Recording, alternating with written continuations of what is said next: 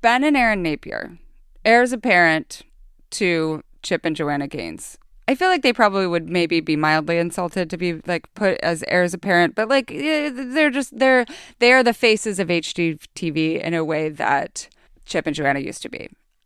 Can you describe Ben and Aaron? What differentiates them a little bit? Aaron looks like a girl I had a crush on in college. She really looks like straight out of like 2001, and I don't mean this as like this is not negative. And she looks like she goes to my church in 2001. That's what she looks like. Yeah, she's got a short blonde haircut. I think that's what does it. It's not a Karen haircut. It's just a shorter. It's just like the bob. It's like a little bit of a dramatic bob. And what does Ben look like? Ben's just like he's a ruffian. You know, he's like a big dude. Low voice. Like, I feel like he played linebacker or something. I'm sure that he played football. Someone's going to correct me on this. I'm sure. But a beard and a guy who's good with his hands. And this is a stark contrast to Chip, who, as Melody says, and she's completely correct, Chip has incredible creepy youth pastor energy. Like, it just like bounces off of him. Yeah. And that's the culture in which he was raised, so it doesn't surprise me. But there's like a quiet competence to Ben. Yeah. And like Joanna is very regimented. Like, this is a lady who makes lists, right? Yeah. And Aaron, obviously also very organized, but like the Southern accent does something for her too. Mm-hmm. There's like a warmth, a white lady warmth, right? Even the difference between the two of them, where Joanna, like, she shows you a computerized rendering of what she's going to do. And Aaron draws a house that she paints with watercolors or something, you know? Like, there's just like a different, like a softness to their whole thing. Like the Magnolia, the fixer-upper kind of thing has become so corporate that it's like now a thing that I don't want, you know? I want the, like, Ben and Aaron feel a little more authentic to me. And their scope is smaller. For sure. So like Chip and Joanna Gaines is like, you could tell from the beginning, it's like, this is an empire in the making. And part of it is, again, this evangelical energy of like, we will make them all converts. We will bring them to Jesus and also Target.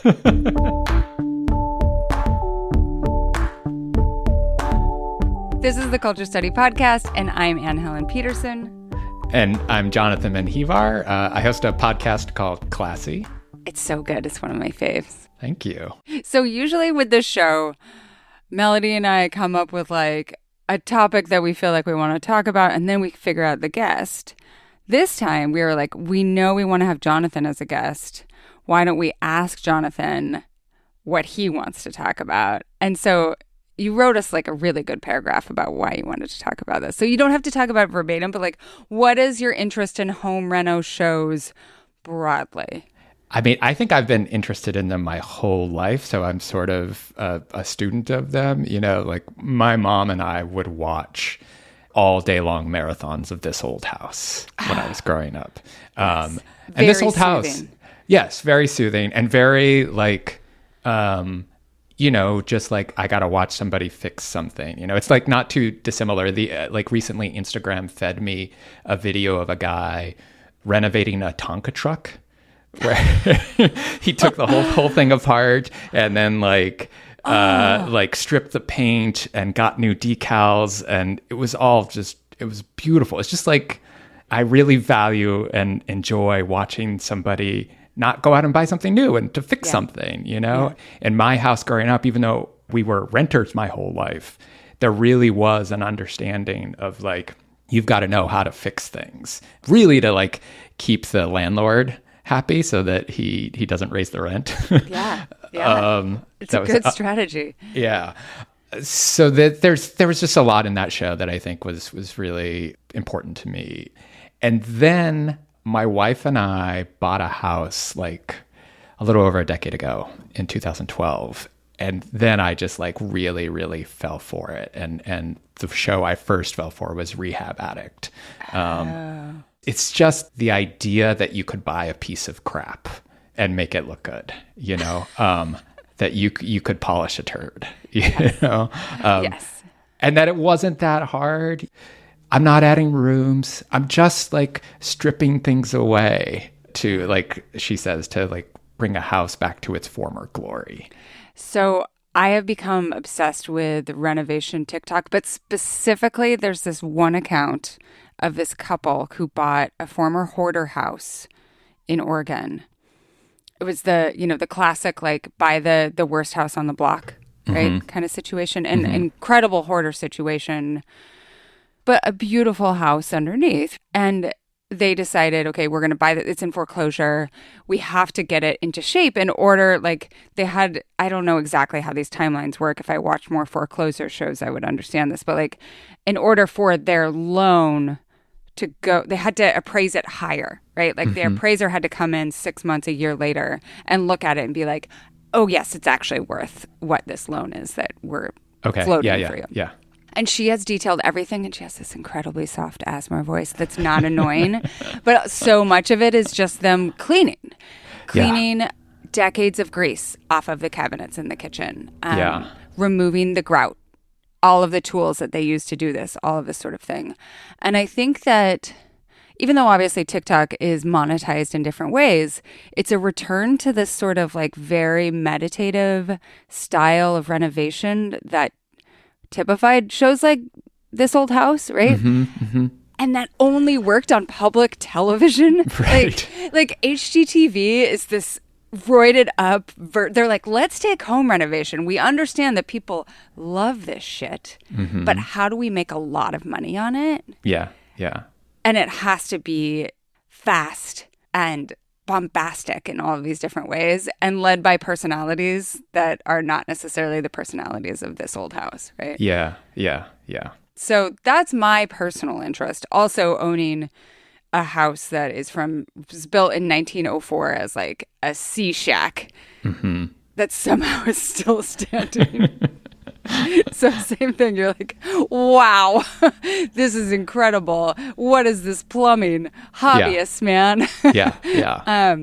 So yeah, let's jump into the questions because I think that's going to allow us to talk about so many different things that we want to talk about. Okay. The great. first question is about money, and I want to hear from Crystal here. Why do home renovation shows almost never reveal where the budget comes from? Is it a HELOC, savings, credit cards? How do people afford these major changes? I've owned a home for 6 years, and every project I've priced out is beyond my reach, even for a 2-income household. I wish there was more budget transparency, showing where the money comes from and a breakdown of where it goes. So first of all, I want to define something that I didn't know what it was until very recently, which is HELOC is home equity line of credit. So that's when people say, like, I'm going to take out some money from my home that money that's already the equity that I've already paid into my home. And then you use that money to then renovate your home. That's a HELOC. Yeah. So what do you think? Why does the money have to be invisible for these shows? I mean, I think it's part of the appeal of these shows to begin with. We're no longer in an era so much of, like you had this interview with a great academic named Rebecca Lee Potts, who called an old form of show the theater of suffering, and like with home renovation shows that like Extreme Makeover is the one that's most typifies that of like where people have to flog themselves publicly with all their suffering in order to prove that they're worthy of a nice place to live. Yep. But we're now in an era where like, I think even without that, there is this fantasy that someone is going to swoop in and give you something for nothing, that you are like, they're going to pull a magic trick on your house. They're going to just like strip away things and like the shiplap or the original floors are going to be there. Oh, the myth of the original floors. Like, are you kidding me? So we had a bathroom that was hobbyist plumbed sometime in like the 1960s. Like there were pipes going, no one knows. Like they took out the toilet and the plumber looked at it and said like, I don't even know how they did that. Like, I've Yeah. never seen that before. Yeah. This Yeah. is an old plumber. And you know what they found underneath the flooring? What? Like, lots of vinyl. Like, that's what you normally find. That's what you find. Yeah. Until you get to the plywood. Like, yeah. Yeah. So I think there's some of that going on, but also just like we don't talk about how we afford buying houses in the first place. I know. You know? Yeah. So I think it's just like really a continuation of that. Yeah. Like these shows, they always say like, your budget was X amount of dollars, but they're never talking about like, did your mom give that to you? Mm-hmm. Yeah. No, and it like pops up almost like funny money on the screen. Do you know what I mean? Mm-hmm. Like it never feels like, oh, this is coming out of their bank account. It's just like, cha-ching, $10,000. Like there is a show that I got into for a while that I think was on the Magnolia Network. Maybe it's still on, but it's about camps, what people in New England sometimes call cabins. On a lot of them were like in coastal Maine, and really the budgets were like $2,500, right? Or $3,000 to try to make this 3-season cabin livable. Yeah. Or insurable in some capacity. Yeah. And that to me was always realistic because I'm like, oh, I can see how someone gets $3,000. Mm-hmm. But the giant renovations that people are taking out, like I think most of the time it is a HELOC. It is someone taking out some equity from their home and reinvesting it into their home, especially when interest rates were very low. That's what I was going to say is like, that's also, that money doesn't come from anywhere, like you got to pay it back. Right. Yeah. With high interest rates, it starts to get dangerous. At some point you have, because you can treat a HELOC like a credit card. You can just be like, oh, there's more here. And if the interest rate was as low as it was, let's say 5 years ago, different situation than say now. The bank actually hands you a credit card. And they're like, here's your home renovation credit card? Uh-huh. Yeah. Wow. Yeah. People get offers in the mail saying like college or home renovations or whatever. Just like, or maybe, I can't remember if the offers I've seen say like medical expenses, but yeah, it is. It's like it's not just a home renovation fund. It's like I need money fund. Yeah. The other thing is that there's been a lot of reporting about how some of these construction jobs are actually, that they highlight on HGTV and shows like that, like that they're pretty botched, right? Mm-hmm. Like that they're very fast and like they cost money, but it's money poorly spent, right? Yeah. Yeah. So that's the other thing that they can't talk about. No. I think like Extreme Makeover was notorious for that, where they would do it so fast. Also, like renovations are so expensive. Oh my God. Like even I have a bathroom that was trash when we moved in here, and we like hired the cheap contractor because it was just like, this is a small job. We don't really need to do anything. And like the guy who tiled my shower had never tiled a shower before. No. It took him like almost a month to do it. There are like these big gaps, and like the only saving grace I have in the whole thing is just that like I wear glasses, and so like I have to take my glasses off when I shower so I don't see it. Otherwise, it would kill me. That's the thing. Like that. I mean, the one thing that I think some shows do better than others is show just how much craftsmanship is actually involved in a good renovation. Yeah. And I think Hometown, this is another one of the reasons why I like Hometown. There's like that guy with the mullet who's really good at floors and tiling. And you just know like, oh, that's the dude who's been around forever. You're like, I want that dude. Do you think that good dude? Could I find that dude? How do I get him? You're like, no. The only way you get to that dude in your neighborhood is by a really good general contractor who probably costs a lot of money because he has that dude. Exactly. Can also be a lady, let's be clear. Yes. Next question is about a specific show, but I think it's going to open up a lot of avenues for conversation. This is from Clinton. My best friend and I watch a lot of renovation shows, and our current hate watch is Down Home Fab. It's filmed in South Dakota, and I think part of my addiction is because it reminds me of the people I grew up with in high school if I had never left the Midwest. All of the decisions they make seem so dated and out of touch with current decorating trends. It feels like it's filmed in 2012. Is South Dakota in a time warp? Are we the only ones who don't understand how this is a current renovation show? There's so much happening in this question. Yeah, yeah. First of all, I had not watched it, but then I watched some clips. And Sioux Falls, actually, my aunt lives in Sioux Falls, and it reminds me a lot too of where I grew up in terms of like what is considered a really incredible renovation.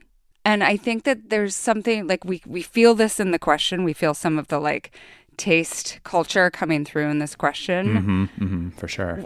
So what do you think is going on here?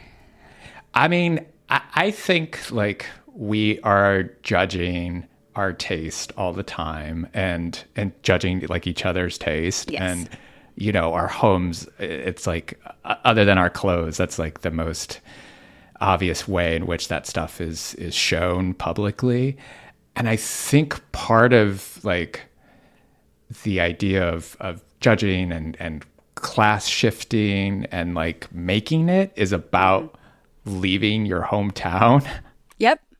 And it's aesthetics specifically, Yes, right? Yes. Yeah. I know I'm guilty of this. You know, I'm from like a really nice suburb of LA. Like there is no reason I needed to look down on that place.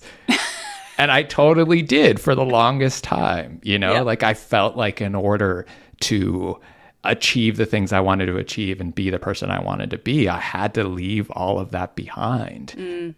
And I think it's enjoyable and really easy to like look at these kinds of things and judge it, you know?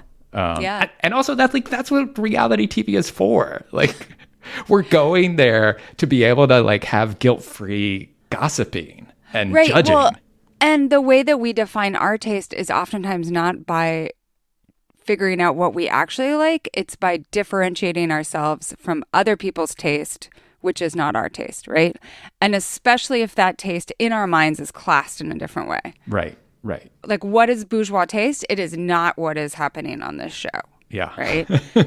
Exactly. What is happening on the show? Like, it's not that these like people on the show are poor. Like, there's money on this show for sure. It's not like big money, but it's like this is middle class money. This is middle class South Dakota money. And like the house that the hosts live in, it's so interesting. The host became a celebrity through she was on Teen Mom 2, I believe. And then has now become like her aura is like the girl who wore more makeup than anyone else in your high school class. She's a fancy lady. Yeah. And she wants to be a fancy lady in a smaller town. And that is a familiar trope. Like, I know who that person is. Yeah. What do the renovations look like? They look like, so it's there's a lot of like the neo farmhouse style. Do you know what I mean? Like that particular style, like their house is in the middle of a field and it's neo farmhouse, but it's black. Like she loves black. And you can tell that like the landscaping is new. Like it feels a very 2024 version of New Money to me. Yeah. Melody was just remarking that there's like a ton of gravel going on in the landscaping. And I was like, this is classic Lewiston, Idaho. Like you have a big piece of land, you have a big shop. Like everyone has a big shop. Right. And then you have like some small bushes that you planted. You have a lot of sod. You have a lot of grass. And then you have lots of gravel because that is a cheap and cost efficient way to avoid weeds. Right. And avoid that labor. Yeah. I mean, Melody and I were talking before the show about this idea that like it takes time for trends to trickle down because it seems like everyone has access to the same trends. Why would it still take time? But I think you have people in bigger cities with more money who are defining themselves in their wealth by access to designers who are doing something different. Yeah. And so you have those people who are pushing ahead into different realms of design. But then it takes time for that to become popularized enough so that it's something that if you feel like, I don't know what I like, but I like what I've seen on HGTV. Right. Like, right? Like it becomes the aesthetic of HGTV in that way. Yeah. So like moody kitchens feels like it's everywhere right now and different because it's different than shiplap style mid 2010s. Yeah. But like the designers in Seattle, like expensive new homes in Seattle, like Moody Kitchens was 2020 for them. Right. Yeah. I feel like I live in New Jersey, half an hour from Manhattan, and I feel like even the time it takes things to get from New York City to this kind of fancy suburb I live in, like it's a couple years. Absolutely. Yeah. And like that's normal. That's just how, like, that's fascinating to me that we live in this instant, like we have instant access, but still it takes time. Yeah. And so much of that too is availability, how much time it takes to actually plan and do a renovation, all of those things. And where we're getting our tastes from, and like if we care about being up on stuff. Right, this is a great segue to this idea about like monoculture trends, all that sort of thing. This comes from KT.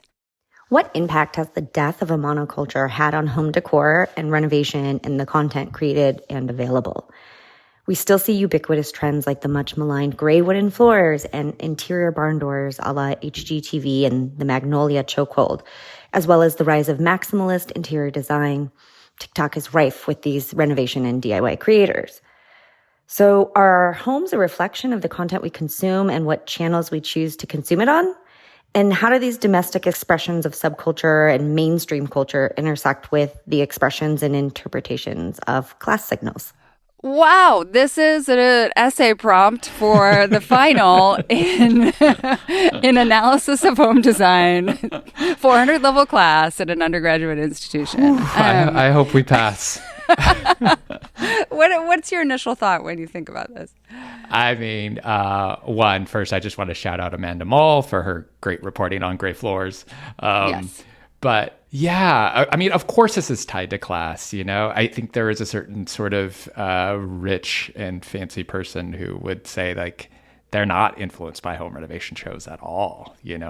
That's like a that's not classy. No, not for sure. But there's like an interesting flip of cultural markers on this stuff, right? Where like historically, like rich people were sort of ostentatious and over the top, like sort of whatever ornate curtains and Downton Abbey-esque shit you're into, And now like the richest aesthetic it's not quite minimalism, but it's Donald Judd furniture, Yeah.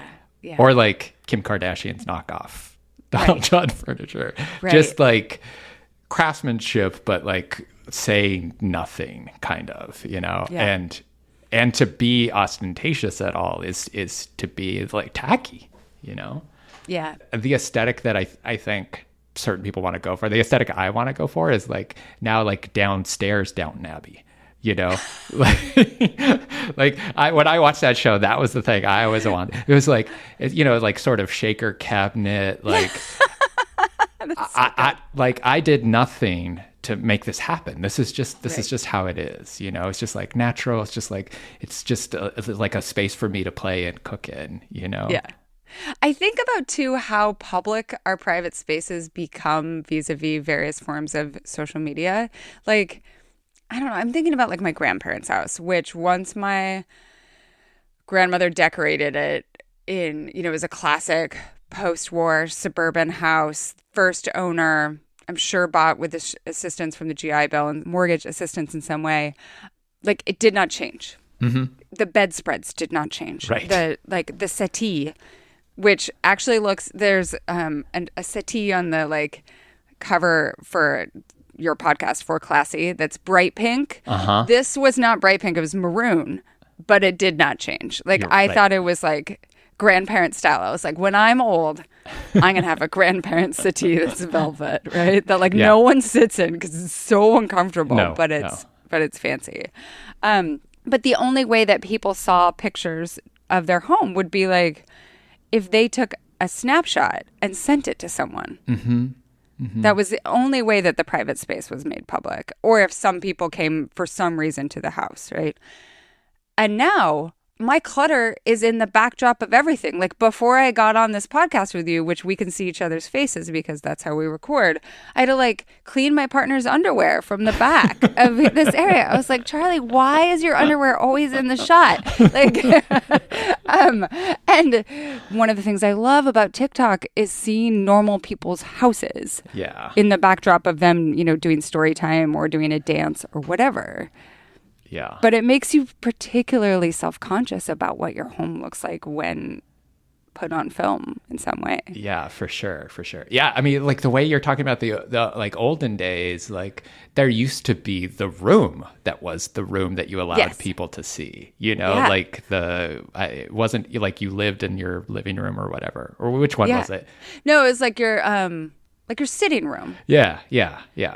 And that's the only room you had to keep clean. Imagine. Right. Yeah. And it was like no one would see the kitchen. Are you kidding me? And now we're like, the kitchen is the central focal point of our lives. Yeah. So both like social media and then also like the pandemic and Zoom, it just like the ways in which I was suddenly like, oh, there is a very strange class thing happening now where I can see into everybody's house. Oh, talk more about that, because I think actually there was like some interesting HR things that I saw happening in the immediate aftermath where it was like, people should blur their backgrounds so that you don't see these class signifiers. But what do you remember from then? I mean, I work with a lot of people in their 20s, a lot of people who live in New York City, sharing apartments with roommates. And so like, just knowing like, oh, they're sitting in their living room and their roommate is at the other end of the room right now, because there's that moment where like they turn and look at the camera, and you just know that's what's happening. And I know I certainly like as someone who's older and has managed to buy a house, like I felt super guilty showing up at meetings. Right. Especially during the pandemic when you're like, everyone just wants a little bit of space. Yeah. Right? Yeah. And I like, I will confess, like, I did not like move from room to room. I live in a 3-bedroom house. It's like, I did not want to show like, oh, I have like 3 different options of where I can work, I don't have to be in my bedroom. The privilege of options. Yeah. Right? Yeah. No, I sometimes feel self-conscious because I take most Zooms. We don't have like a dedicated office. So I take most Zooms from my bed. And I'm like, what does it say that I'm taking a Zoom from my bed? Uh-huh. When you are comfortable in whatever your position is, because I'm a freelancer, because like I'm the one who asked someone to do an interview with me or whatever. Like if you feel confident in that position, then I don't feel uncomfortable. But whenever, I don't know, I'm talking to like a CEO, right? Or like trying to pitch something, I'm like, there's just no way. And I should learn how to blur my background. If I cared more, I should learn how to do that. Yeah. Does feel like a good fix. Okay, our next question is from a.k.a. and Melody's going to read it. What's going on with quote-unquote refined aesthetics as a class signifier, particularly since ostentatious, eccentric excess has been associated with wealth and status in the past, and plenty of people still engage in conspicuous consumption now? I'm thinking of the contrast between Saltburn and all that burlap from Magnolia with the Gaineses, or Crazy Rich Asians versus the coastal grandma beach houses that are also lake houses on Lake Superior. Even the beige moms of TikTok are a significant shift from the colors I expect with early childhood. All right. So this is also related to quiet luxury, which is, a big TikTok aesthetic trend where it's like, oh, luxury is like having a baseball cap that costs $5,000 with no logo on it. Right? Cashmere polo. Yes. And even that idea that like wearing a logo is somehow not refined. Right. Because it's saying I'm rich too loudly. Yeah. Or I like money too loudly. It's saying that, and then I think also like there's the ways in which some of that stuff has been adopted by streetwear and like by lower class cultures, like Ralph Lauren used to mean something, and then like in the 90s it got taken over by Black and poor people, and so I think there's some of that going on too. Or even, I always think about the episode that you did about like your gold chain. Yeah. Can you talk a little bit about that? About how like, because gold used to be, you know, a signifier of refinement.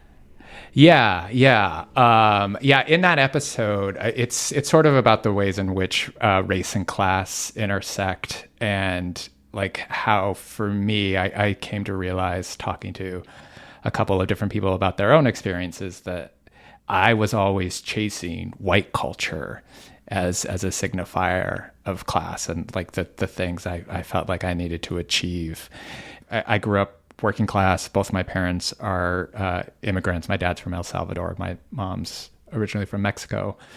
And there is a way in which that I have felt like I couldn't want nice things. Like I got made fun of by my family a lot for like being into clothes. You know, my mom calls me a yuppie. She calls me her little yuppie.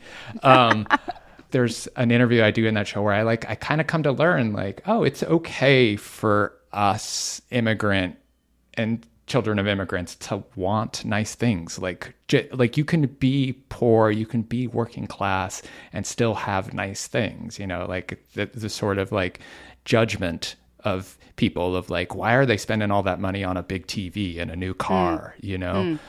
So yeah, it's a little corny, but in the course of making that episode, I ended up pulling out this old gold chain. I'm wearing it right now. Yes. That my dad gave to me for my middle school graduation, and it's cheap. You know, I don't even know like what carat it is. It's not. It's like a rope chain. But like, I was just like, yeah, I'm gonna put this on, and it's both like, I am allowed to have nice things, and also, if I'm honest about it, like, oh, but not nothing too nice. Like I'm just wearing this old gold chain that my dad gave me in middle school. Like that's part of the story I'm trying to tell too, I think. Right.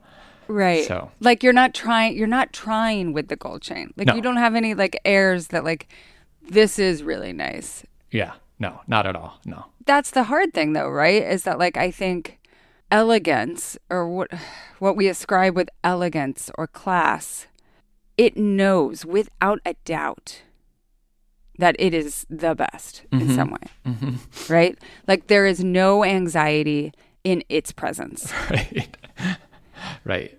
The mansion in Saltburn, like never once are they like, this isn't nice, right? Like, or Crazy Rich Asians, they're like, everything is top of the line. Whereas everything that Donald Trump owns, it's like, I say it's top of the line, but I also like, I need to say it so much because I actually know it's not. Yeah. And that's sort of like reaching for those aesthetics. Like, my dad lives in a house in the desert. He lives like halfway between LA and Las Vegas in California in the high desert. Totally like working class neighborhood, people who were priced out of Southern California, who moved up and you know, bought houses there. And the houses are crazy ostentatious. Like my dad has pillars inside his house, like Roman columns. And he's a working class guy who worked at Walmart, you know. Like it's wild. It's really wild. Does he love his pillars? Yeah. It's great. It's a fantastic house. It's beautiful, you know? Like he's got a pool, like yeah. Wow. Yeah. No, I mean, I think that's the thing, is that oftentimes, you know, things like McMansions or McMansion Hell, like the different things that are analyzed on that blog, like they are completely like they're what we think of as aesthetic monstrosities, in part because they are taking this pastiche of all of these different elements of nice. So many signifiers of nice, whether that's like gables or columns or brick, river rocks, like maybe all in the same house. Right. And I think sometimes like there's an unfair, I don't know if unfair is the right word, but like this idea that somehow like someone wanting something to be nice, like automatically makes it not nice, because want in any way, desire, makes it not nice. It's like the same thing with clothing, where you can never look like you're trying too hard, you know? Or like a cool girl, right? Like the cool girl's not trying to be cruel. No. Like she just is. Yeah. Yeah. Has to erase it. And you're never going to get it. I mean, that's the other thing too, is that like so much of this, right, is that like it's easy for me for not me, but like the people with the money, with that aesthetic of not having to try at all, of just like, I have it and you're never going to achieve it. You're going to try. You're going to like, you're going to have your house with pillars, you know, you're going to like have your gold toilet or whatever, but like, you're always going to fail. Right. It has to be exclusionary in some way, right? It can't, like, climbing the class ladder cannot be as simple as getting more money. Right. You also have to have the taste element in there. And taste, that appearance of effortless taste, comes from being born into money, usually. Usually, yeah. Or like a hell of a lot of studying about it. Yeah. Just yes, like you have to be like Mr. Ripley, you know what I mean? Like... to be like a psychopath about it. Yeah. Just like totally dedicated. That's the only thing you spend your life doing. Yeah. Yes. Yeah. Okay, so Melody wants us to think a little bit about the hinge of like when wealth had to become subdued. And in some ways, I actually think that this is not a new phenomenon in any way, right? Like class signifiers and like class not announcing itself. Like real classiness not announcing itself, I think is a very, you know, even if you go back to like the way that people talked about Hollywood stars and like the mansions that the Hollywood stars were building, and like a lot of that had to do with the fact that a lot of the early Hollywood stars were from working class backgrounds and suddenly had money, were racialized in different ways, like were sexualized and wanton and all of these different things. Like they didn't know how to have money. Yeah. Even the phrase new money, the existence of like dividing people with money into two different classes. Or even like, you know, the show The Gilded Age. Have you watched that? I haven't watched it, but I know of it. Yeah. But like, yeah. So basically, like it's all about new money in Manhattan and how like new money naturalized itself essentially through philanthropy. Yeah. Just fascinating. But I think one of the ways is like, so you have the expansion of the middle class, which makes some of the like broadens what's accessible in terms of like what you can own and how that communicates something about you post-war. And then you also have the massive real estate expansion and the idea that like the houses that we should be building and the credit that was available made something like McMansions, and that like the sheer like expanse of property available. Right. As we like push out into the exurbs, we can build bigger and bigger and have like the house from Dallas in the 80s, you know? Right. Yeah. But then there's also, I think, something to do like everything in the United States, like there's something to do with whiteness and like differentiating types of money. Like this is what like wealthy white old money does. And this is what like second generation immigrant money does, kind of thing. Yeah. I'm trying to figure out like when I would love to find out the real answer to this, like when the like recent shifts happens though, because I do feel like there is like, you know, a sort of lifestyles of the rich and famous 80s way of being that was like acceptable and not like totally ostentatious and crazy. Because I think of something like the main character, the Leonardo DiCaprio character in Wolf of Wall Street. Tons of money. But I think that was still like all of those real estate and like Wall Street junk traders, like was that classy money? I still think that there was like all of these WAFs who were like, look at those fuckers. Like they don't know how to keep their money. Yeah. Right? Yeah. That's like the American Psycho guy, you know? Yes. Yeah. And there was like, maybe for us, because we don't have real money, we internalize those depictions as like, that's what money looks like, right? That's what, like Donald Trump is obviously amongst this too. Sure. Whereas the real money was like, trying to think of what like real old money was doing in like the 80s and 90s. Yeah. We don't even know. It was so inaccessible to us. We're like, I'm sure someone will write in, but like it wasn't, you know, being on a rail, like lifestyles of the rich and famous. Yeah. And some of this I think too gets into the like the Rachel Sherman, the sociologist that Yeah. you and I have both talked to about just like what is good and bad richness, you know, and, Yes. and like good is like not showing it off. Yes. Yeah. You can have moral wealth if you don't show it off, except for when you donate to philanthropy. Right. Right. I also just think there's like like we live in a capitalist society, which is like, okay, the system we have, and I have certainly benefited from it at times, but like it's inherently unfair, you know, and like we don't want to acknowledge that. And so I think so much of this like quiet luxury trying to hide all the stuff is just like about like I don't want to have the conversation. Yeah, like I feel bad about class inequity, and I also don't want to do anything about it. Yeah, exactly. Exactly. Well, I think that's a huge part of it. It's a contradiction of capitalism, which is that everything around us tells us that we should be trying to make more money and spend that money because that's how capitalism persists. Right. But also there's certain rules about how you should spend that money, quote unquote, well. Yeah. It like disciplines us into always being insecure. Yeah. You should spend all of it and make it look like you are not spending it at all. Yes, exactly. Yeah. Okay. All right. Last Okay. question. Just a little bit even more philosophical. And it'll be a nice way for us to wrap up. Okay. This comes from Kate. What's it like living in a house that looks nothing like your old house, or living in towns like Laurel, Mississippi, that are so inundated with HGTV renovations? It must be really bizarre to have everything change around you so quickly in a style that is reflective of you and your town, but not truly yours or your communities. I have not had firsthand experience with this, but I have spent a significant amount of time in Waco when I was writing about Chip and Joanna Gaines and talked to a lot of people about the feeling.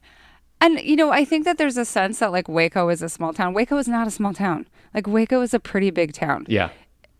Just because it's not Dallas doesn't mean that it's not a big town. So you're not like driving through Waco and being like, there's a house, there's a house, there's a house. Like you have to go on a tour to see all the houses. Yeah. The downtown feels Magnolia-fied now, in part because they have bought so much of it to turn into like their hotel that they made. And like the silos are like their, you know, the home space for it. And like, the other reason why it feels like that is because the downtown was largely razed by a hurricane in the 1950s, and they built over most of the raised buildings with parking lots. Mm-hmm. And so, like, the things that you can see in town, many, like the landmarks, some of them historical, some of them new, many of them are Magnolia spaces. Mm-hmm.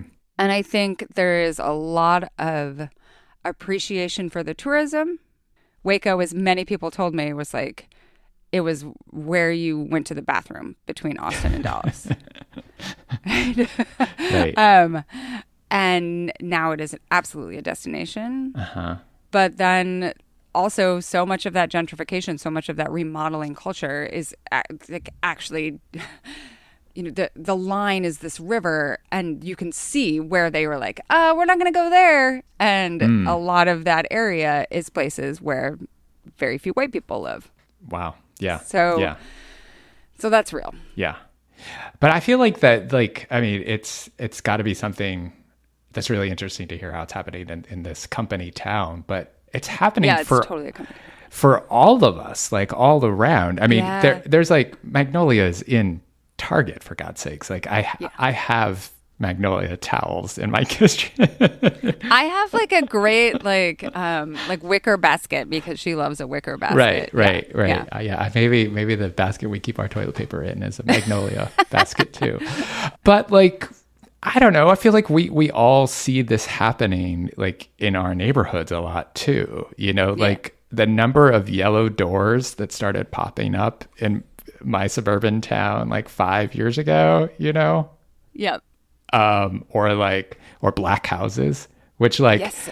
every time I pass a black house, I'm like, I'm into it, but I know it's going to look terrible like tomorrow, you know? Mm-hmm. I'm not into all of them. Sometimes it's like, there's like a certain style house. It's just like, no, this one's not meant to be black. What are you doing? So when I was in 6th grade, I decided I wanted to have my walls painted black, and my mom like talked me down to just one wall painted black.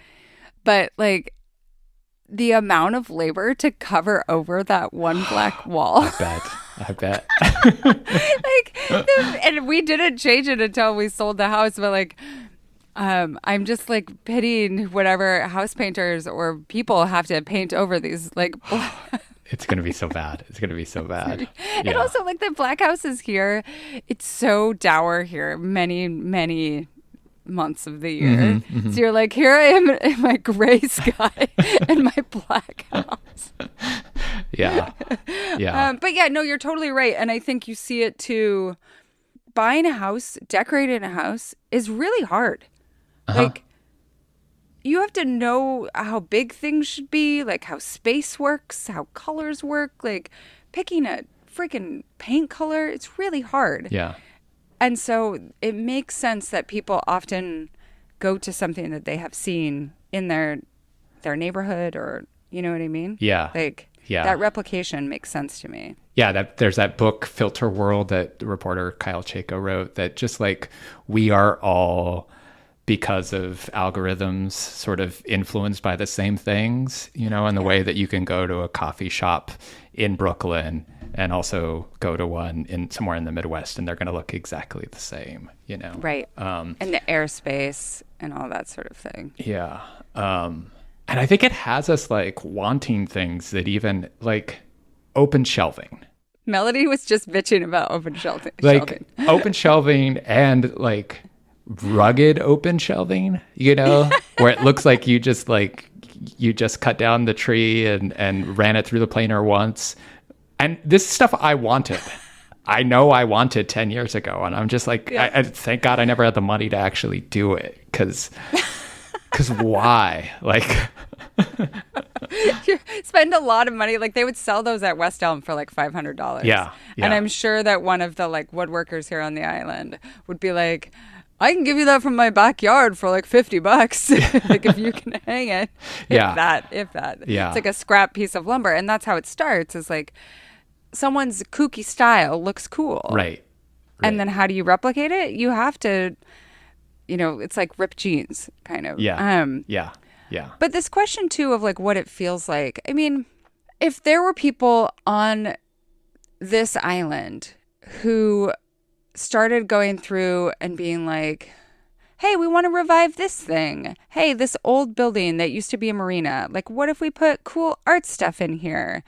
Yeah, there's going to be some Edison bulbs, but also there's going to be some life in the town. I think that like who benefits primarily from this stuff is always important to consider. But also there are so many small towns in America that don't have a resource center anymore. And so I think there is often an appreciation, you know, tourism is the new resource center for a lot of places. And so if it's around a couple like this who are like, I want people to come to my town and love it the way that I do. Yeah. I don't know. It's hard. Yeah. The who benefits question though is important, I think, because like who benefits are like people who own property in that area, you know, which leaves out like a whole swath of people. And if you remodel and it makes housing prices go up, right? Yes, when exactly. something becomes more desirable, who is no longer able to live there? Yeah. I mean, like bringing it back to some of the home renovation shows, I mean, that was always like, there's so much that's going unsaid in a bunch of these shows. And it was a thing I was thinking all the time watching Rehab Addict, like, because it was always where she was renovating houses were in neighborhoods that had seen better days, you know, and in outside of Detroit or in the Twin Cities. And, you know, she was always claiming like, I'm not just flipping houses, you know, but that's what she was doing. And like, I'm not just flipping houses, right? Yeah. Like I am flipping houses. She is flipping out. And so like, what does it mean for those neighborhoods? You know, like certainly like those people deserve to live in nice neighborhoods. And like, sometimes it was being done for the people who lived there. But I always question, and there's no room for an entertainment show to explore the question of like, does this mean we're going to start pricing out the people who actually live in this neighborhood, you know? Right. What would happen if an HGTV show like actually grappled with that question? Like, is that possible? Yeah. Can it be reconciled with the brand? I don't know. Yeah. Or like, let's have a show where they go in and they tear down houses and build mixed income housing. That'd be amazing. So I forgot I had to do my full disclosure at the beginning of the show, but better late. I did a podcast for HGTV about small towns, right? And it was about people who moved to small towns. And it was produced by an independent podcast company then that was contracted through HGTV. And I was actually very impressed with how much they wanted the show to grapple with some of like the realities, like the hard realities of what it means to move to a small town. Right. What it means for the people who already live there and what it means for the people who are moving there. Yeah. So maybe it works in a podcast. Granted, they did not pick up the show for a second season. Yeah. I mean, I wonder the same thing watching Hometown, which is like, looks beautiful, like that slow pace of life seems appealing, but like, who feels welcome in this town, you know? Right.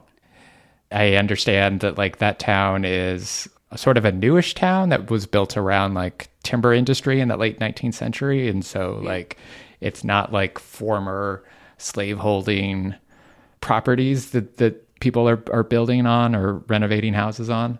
But it's not that far from places where that was happening. You know? And I feel like that's part of the reason that they got the show, right? Mm-hmm. It's like, these people are great, very likable white people, but we can't grapple with that larger history. Yeah. So let's get a town that was built after the Civil War. Right. Yeah. Even though everywhere around it has this history, right? Yeah. Like it's imbricated within that. Yeah. So you get to live in a myth where that history doesn't exist. Yes. Yeah. Well, and that gets to, this question again is, I think those towns do feel a little bit like Disneyland. They're just a little like those corners where you really are deep in that HGTV-ized space. It doesn't feel like a real space. Mm-hmm. Yeah. But it does feel like, I think people like to visit.